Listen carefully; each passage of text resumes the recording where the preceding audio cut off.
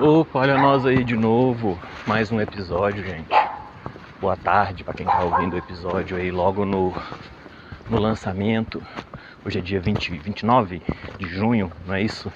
Bom, vocês estão ouvindo no dia 29 de junho esse episódio que é o 40º episódio, que na verdade é o 41º episódio. E a vida tá tão enrolada, meus queridos. Hoje é dia 13 de junho. Eu queimei a gordura toda praticamente dos episódios. Faltam mais 2 episódios para vocês ouvirem e depois não tinha mais gravação alguma. Eu só gravei o episódio do final de semana agora, do dia 14, se eu não me engano, 14, 15, e depois do dia 22. E do dia 28 eu tô gravando em cima, né, do dia 15 praticamente. Então assim, o mês foi corrido demais.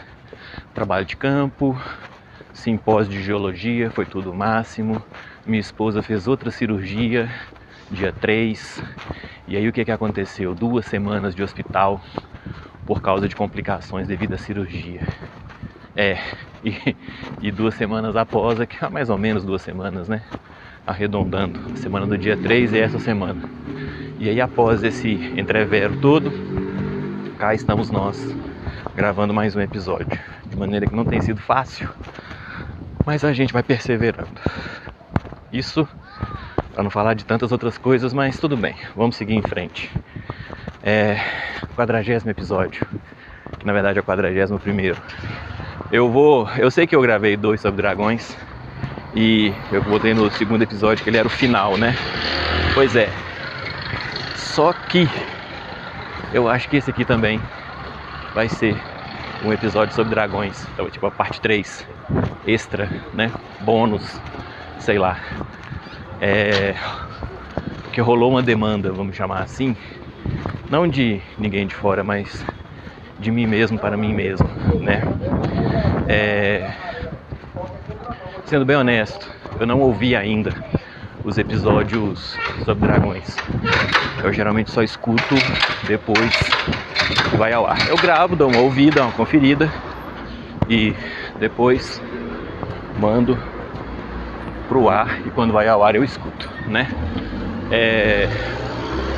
E tem muito tempo que eu gravei, então eu não lembro exatamente o que foi que eu disse no episódio sobre dragões, nenhum dos dois.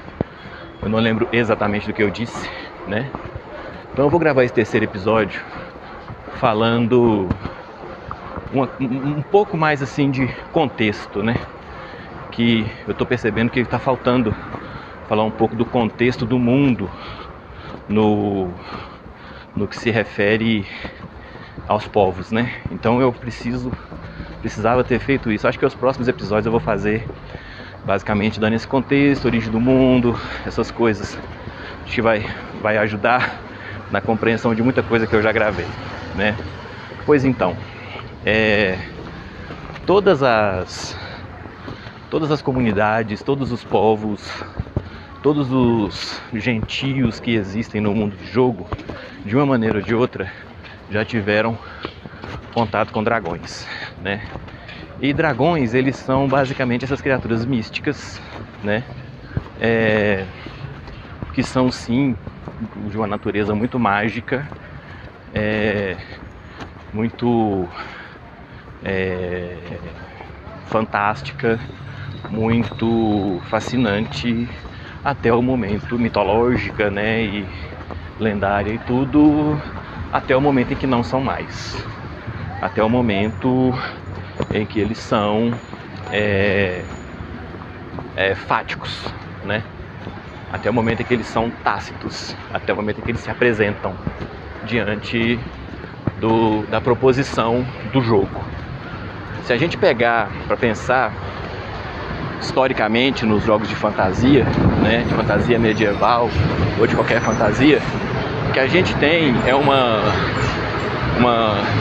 falando de D&D ou de outros sistemas ou filmes e tudo, o que a gente tem é que o dragão é basicamente uma criatura assustadora, né, arredia, poderosíssima, que com a qual ninguém quer nem ter o mínimo de contato, né?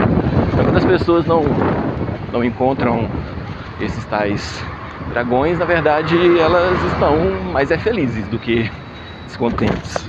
É difícil ter alguém que de fato ache ruim por não ter esbarrado com dragões, né?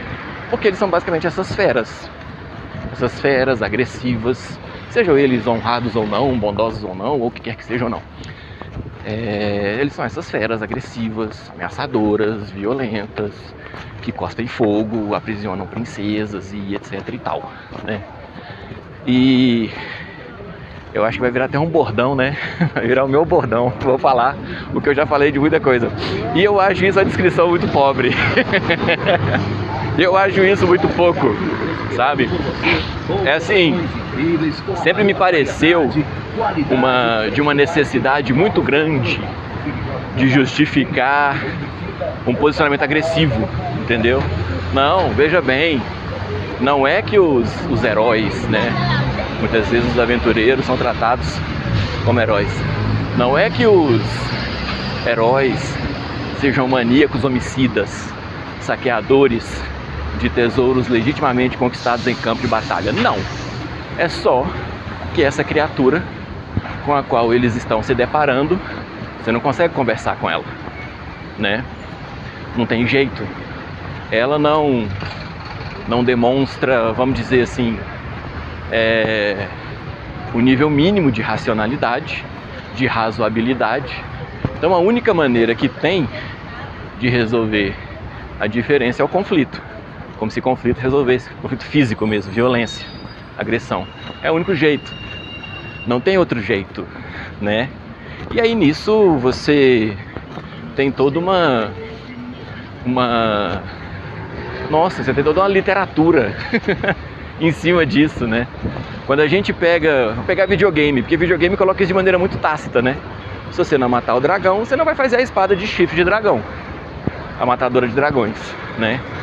Isso é uma referência direta ao arcade, o fliperama dos anos 90, 95 eu acho, o Dungeons and Dragons, Shadow over Mystara, que quando você enfrentava o dragão no meio do caminho, você derrubava dela lá o chifre, pegava aquele chifre, levava na lojinha que estava no caminho mesmo, e você clicava lá no vendedor e ele imediatamente transformava o chifre de dragão numa espada matadora de dragões, né? Então vamos dizer assim, se você não arrancar o chifre do dragão, você não vai conseguir fazer a espada. Se você não arrancar o couro do dragão, você não vai conseguir fazer a armadura. Se você não isso, você não vai conseguir isso. E isso muitas vezes empurra o jogo, sim, para esse safari, né? Não, o grupo de aventureiros sai para enfrentar um dragão. O grupo de aventureiros que sai direcionado para um lugar onde tem um dragão, eles nunca planejam que eles vão chegar lá e negociar qualquer coisa que seja com o dragão. O plano sempre nós vamos enfrentar o dragão, né? Não estou dizendo que está certo, não estou dizendo que está errado, estou dizendo simplesmente que é assim, né? E para mim isso é pouco. Eu quero mais, sabe? Eu quero ver uma interação na qual os personagens tenham a intenção de chegar perto de um dragão para qualquer outra coisa que seja diferente, ou que possa ser, né? Tenha pelo menos a possibilidade de ser diferente da interação pela agressão, né? Da interação pela imposição física. Até porque eu sempre achei meio jocoso um grupo de humanoides, vamos chamar assim, que venha, tipo em meia dúzia, né, se impor fisicamente contra uma criatura mágica de 10 metros de comprimento, 5 metros de altura, 20 metros de envergadura, né? É um paralelepípedo de 10 por 20 por 5. É estranho, eu acho estranho, né? Eu acho pouco crível. Não impossível, né? No mundo de fantasia tudo é possível, mas me parece estranho que a primeira forma de interação que se possa ter com essas criaturas seja pelo combate e não por qualquer outra coisa. Até porque, noves fora uma exceção ou outra, os dragões geralmente são listados como criaturas muito inteligentes. Criaturas muito inteligentes, no meu modo de ver, são propensas, né, a gerar planos de longo prazo. Eu acho que inclusive é o que separa os seres racionais dos irracionais. Eu não sei se eu estou certo ou se eu estou errado, mas a impressão que eu tenho é essa. A gente tem uma noção do amanhã, né? A gente tem uma noção mesmo de uma semana, um mês, um ano, uma década. A gente tem a noção de proporção entre as coisas, né? A gente não faz uma coisa para garantir um amanhã, tipo um dia, se a gente pode estar colocando em risco 10 anos para frente. Então a gente consegue fazer esse tipo de sintonia, né? Pois então, e olhando por esse lado, para mim nunca fez tanto sentido assim. Ah, mata o dragão. Ah, vai lá e mata o dragão e pega a armadura, pega o tesouro, pega não sei o que. Engraçado que o dragão geralmente ele saqueia lugares, né? Tipo, é a vitória militar, vamos dizer assim. Dentro dos jogos de fantasia é a vitória mais legítima que tem. E aí ele saqueia, acumula aquele tesouro é dele. E aí chega esse grupo que quer tomar do dragão o tesouro, vai querer tomar dele no tapa, né? Me parece pouco razoável, me parece uma má ideia, né? E além disso, sempre me pareceu uma coisa muito mal feita, né? Então, quer dizer, os personagens num jogo de aventuras, eles podem ter, que são inteligentes, têm suas classes de personagens, tem seus povos, suas culturas, o histórico de jogo e tudo. Eles têm seus seguidores, seus aliados, seus inimigos, as pessoas que os conhecem, sua fama, seu renome, etc e tal. E aí, de repente, eles decidem enfrentar esse bando de aventureiros aí que tem alguma coisa entre 20 e 120 anos de idade.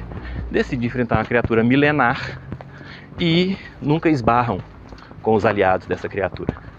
Essa desgrama desse bicho tá aí tem 1000 anos juntando tesouro, né? Atacando vilarejos, sendo atacado, sobrevivendo, matando, negociando e tudo. E ele não tem. Ele não tem aliados, ele não tem emissários, ele não tem uma rede de nada em volta dele. Ele é só ele, icônico. Inclusive o tesouro dele fica lá sentado juntando poeira, porque ele não tem absolutamente nada para fazer com aquilo. É simplesmente para deitar em cima. Não faz o menor sentido, né, gente? Uma criatura inteligente vai saquear um tesouro,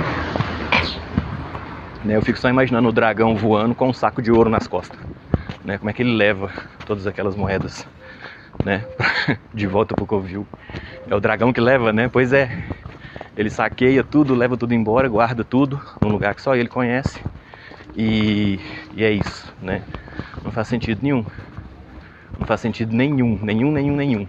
Então, eu sempre penso que para esse tipo de criatura, não só para os dragões, mas especialmente sim para eles, tem de haver uma rede em volta.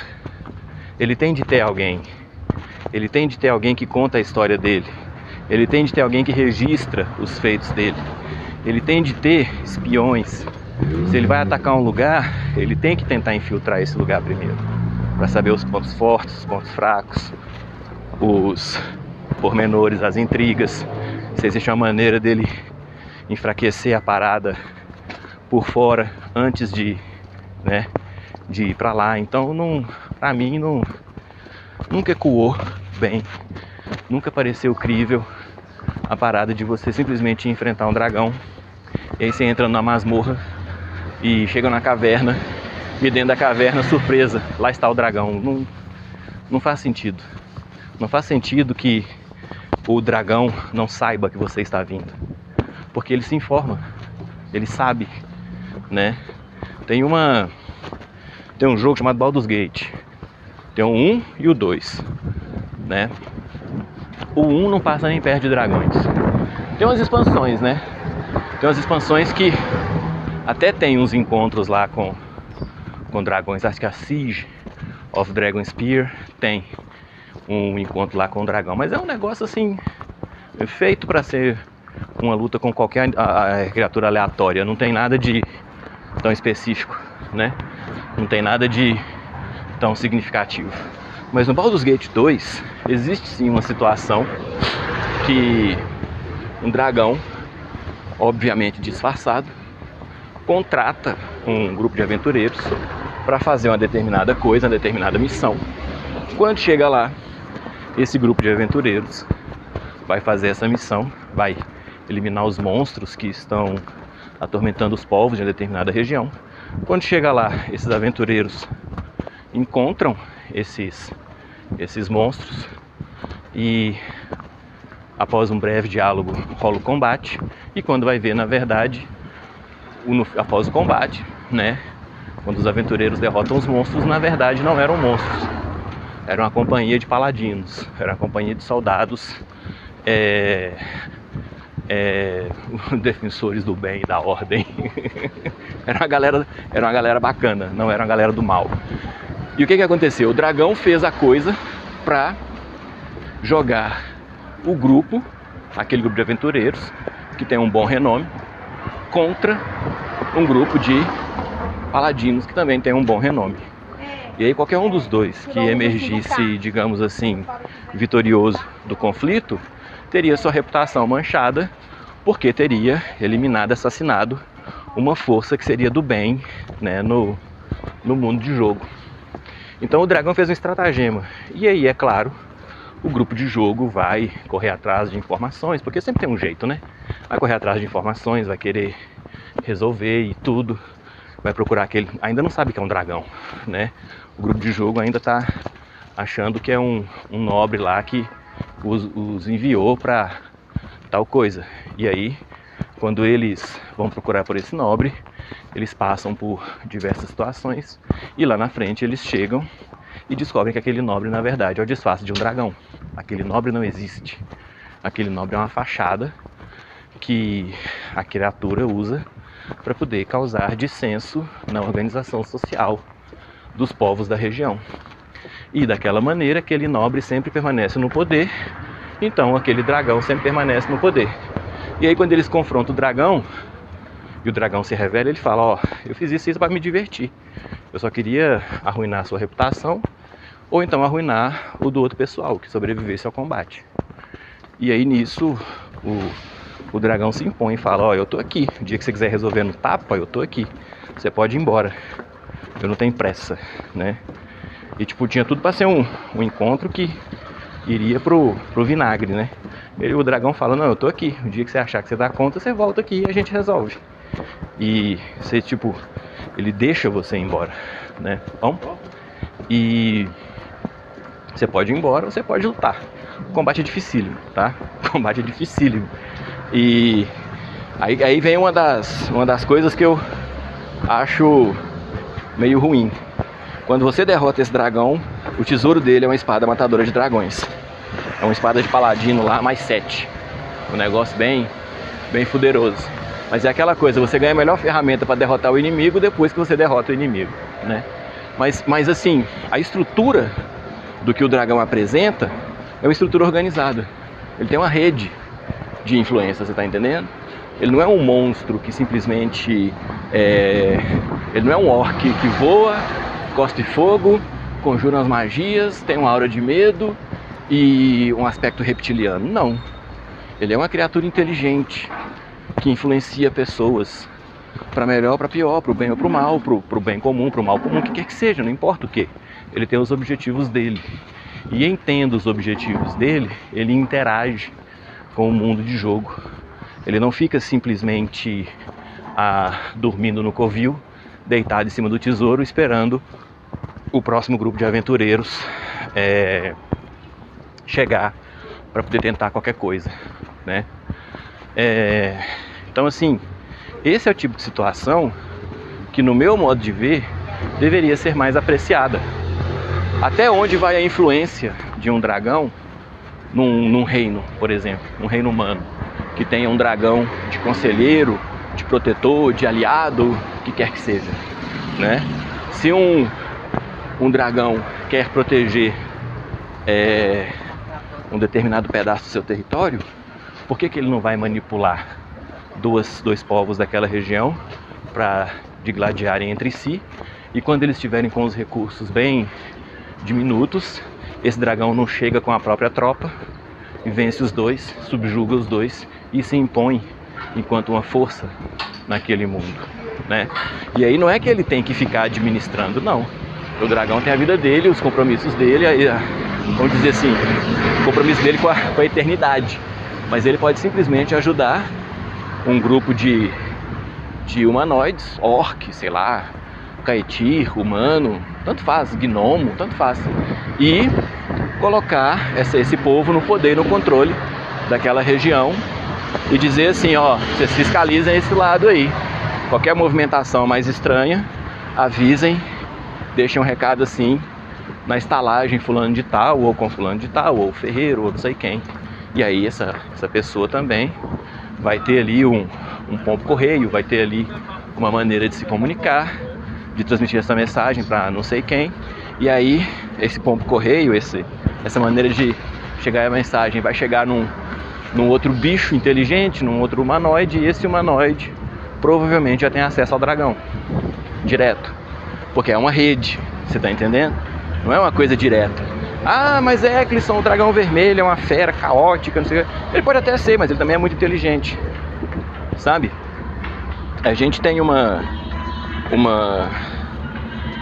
cultura dentro do meio nerd, vamos chamar assim, que ela é meio segmentada.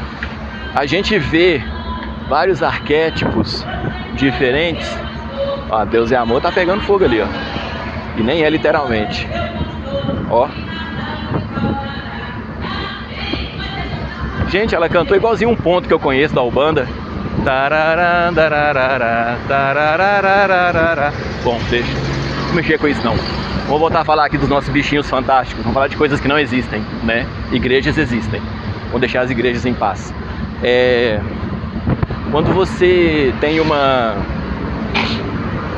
construção na qual uma criatura é dita inteligente e é dita caótica, insana, megalomaníaca e não sei o que, a gente tem como é que eu vou chamar isso agora? A gente tem talvez uns pontos cegos, não sei, porque quando a gente fala de uma criatura ensandecida, tipo um dragão caótico, né, no D&D a gente espera, no D&D, na fantasia medieval, no Aventuras Fantásticas, no GURPS, no Mundo das Trevas, o que quer que seja, a gente constrói esse arquétipo do bicho extremamente agressivo, extremamente irracional, louco, megalomaníaco e tal, tipo, louco psicopata que não tem condição de articular um pensamento, que não perde tempo com a racionalidade, não considera nada, desconsidera tudo o tempo todo. E aí quando a gente cai, por exemplo, no universo dos quadrinhos, né? E lembra que o dragão é genial, a inteligência dele é tipo gênio, né? Pra cima, beleza. E aí quando você sai da fantasia e cai, por exemplo, no universo dos quadrinhos, e tem um vilão igual o Coringa, por exemplo, porra, velho, a galera compra a camiseta do Coringa, entendeu? A galera se espelha nele, admira o Coringa. Ele é um vilão, ele é louco mesmo, psicopata e tudo, e ele é genial. E apesar de ele ser esse arquétipo também do desencontro, opa, um minuto.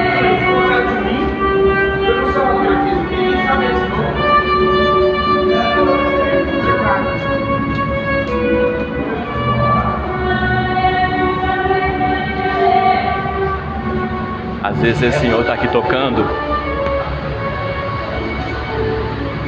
e às vezes eu paro pra ouvir, mas hoje eu tô bem atrasado, não vai dar.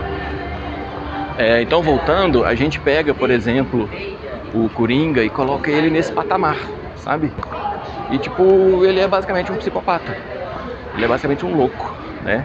Mas aí na vilania, olhada do lado dele, ele é visto como sendo um supra-gênio, uma pessoa que trama tudo à volta e consegue se estabelecer de maneira triunfal em tramóias e as escaramuças mais variadas, né, das histórias em quadrinhos. Por que um dragão não poderia ser assim também? Por que a gente não tem um dragão que é basicamente uma criatura, um psicopata, personalidade psicopata, feito Coringa, e que consegue estabelecer planos que aparentemente não vão chegar em lugar nenhum, né? Até que de repente chegam. A gente pega, por exemplo, Darth Vader, né? que é basicamente um aloprado, basicamente um extremista, né? Uma pessoa que levou uma crença literalmente às últimas consequências. Mas ele é inteligente, ele é apaixonado, poderoso e ele tem sim uma presença e um autocontrole nesse sentido, né? Ele não cede à vontade do outro.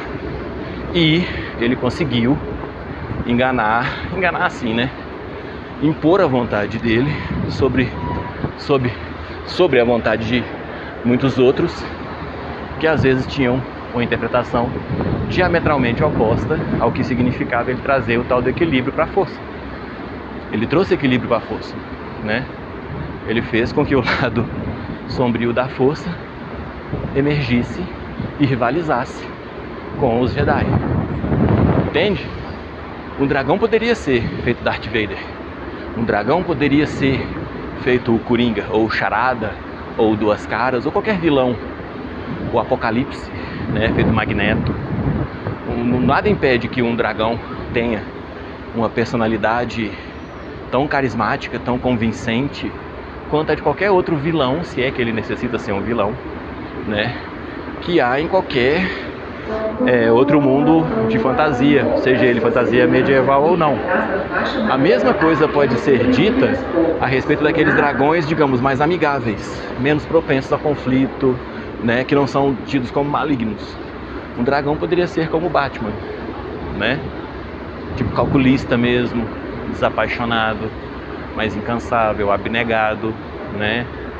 Um outro dragão poderia ser como é o Homem de Ferro. Poderia ser um artífice, poderia ser alguém que cria itens para si ou para seus aliados, a fim de deixar uma marca, né, no mundo, numa região, e criar uma possibilidade de defesa, de controle, usando itens que são artífices, né, artefatos e não itens mágicos. São coisas mecânicas, né, engenhocas, vamos chamar assim.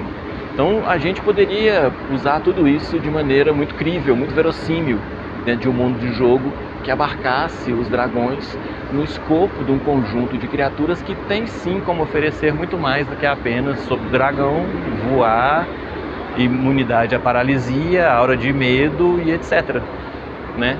E a minha concepção de dragões no meu mundo de jogo, ela passa muito por isso, por esse tipo de interação. E é claro que não são só os dragões, né? São também todas as outras criaturas místicas inteligentes, né? Então a gente, no meu modo de ver, a gente perde uma oportunidade quando a gente pega um dragão, uma criatura tão simbólica, tão representativa quanto um dragão, e vira simplesmente uma bucha de XP. Eu não estou dizendo que tem alguma coisa errada com isso, mas eu estou dizendo que é um aproveitamento baixo do potencial que se pode construir ao se utilizar essa criatura numa aventura de RPG, ou numa história, ou qualquer tipo de crônica que envolva dragões.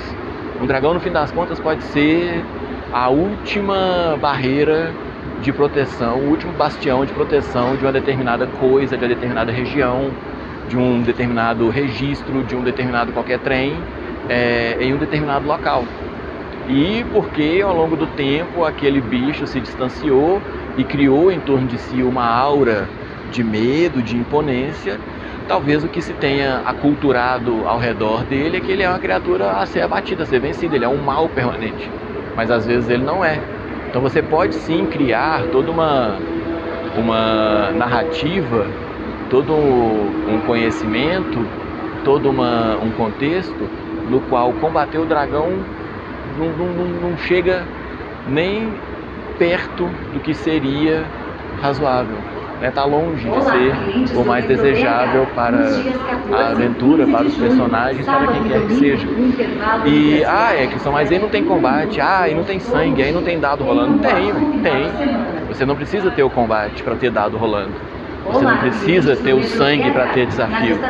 Você pode ter muito mais em risco do que simplesmente ou derrotar ou não derrotar uma criatura em combate. É claro que é diferente, né?